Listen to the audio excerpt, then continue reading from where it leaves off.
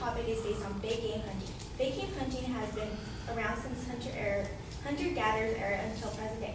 However, today humans need permits to hunt animals, and there are established conservation programs, especially for endangered species.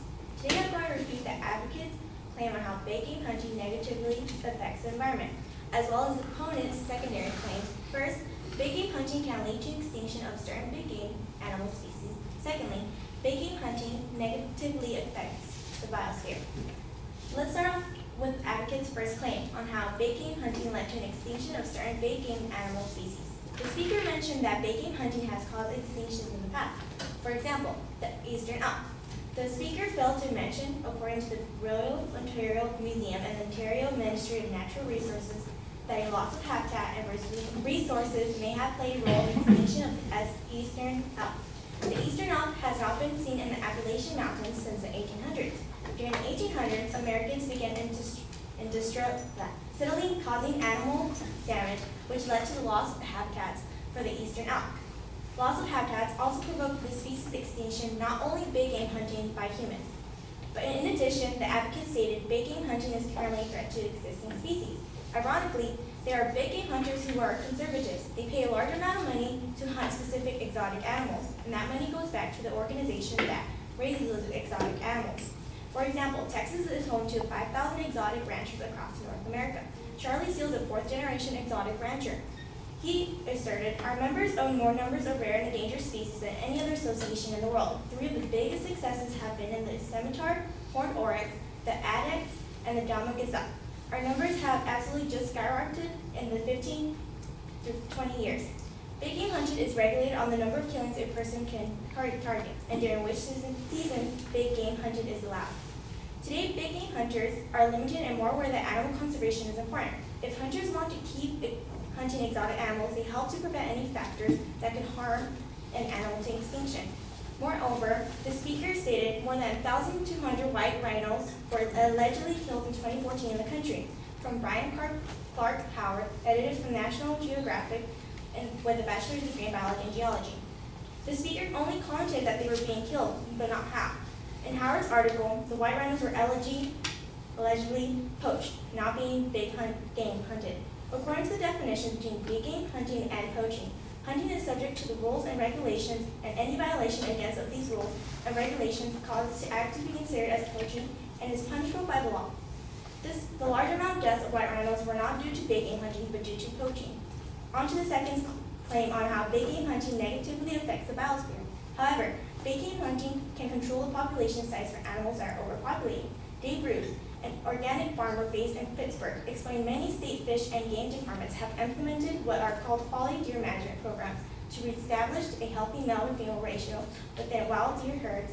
Biodiversity is an important element in nature. There needs to be a balance in the numbers of animal species, or else an ecosystem may be thrown into sequence.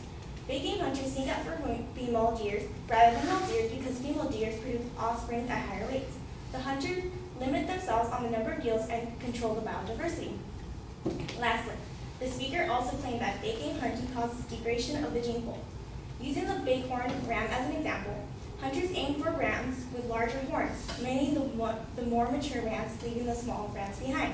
A geneticist and conservation biologist who studies genetic variation in populations, Philip W. Hedrick, demonstrated, after examining the potential effects of the detrimental change in the environment, inbreeding depression and hunter-caused evolutionary change, it appears that environmental deterioration occurring from the effects of drought may be a major cause of decline in horn size.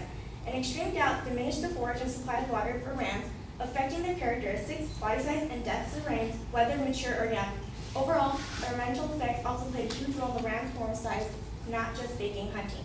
In conclusion, I am going to end a reputation that overall big game hunting can have some positive effects, and such as controlling biodiversity and is not always cause for extinction of species. Thank you.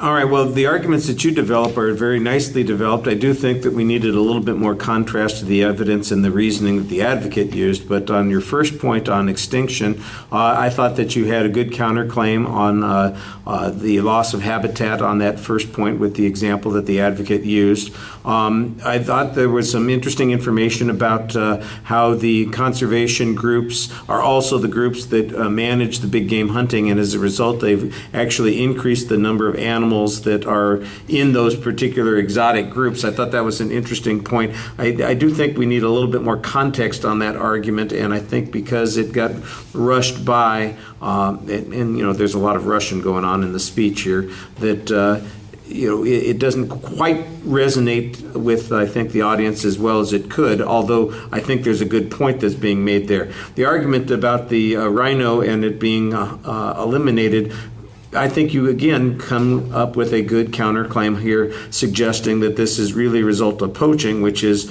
not the same thing as big game hunting. You're distinguishing it, and that it's punishable by law. So we're not really talking about somebody who's paying a license and you know, hunting on the basis of a tag that they've been provided. We're talking about somebody who's going in and randomly killing massive numbers of animals and exploiting whatever resources they can get from them in violation of the law. There's a big difference between those two things. I think you did a good job kind of explaining that sort of thing.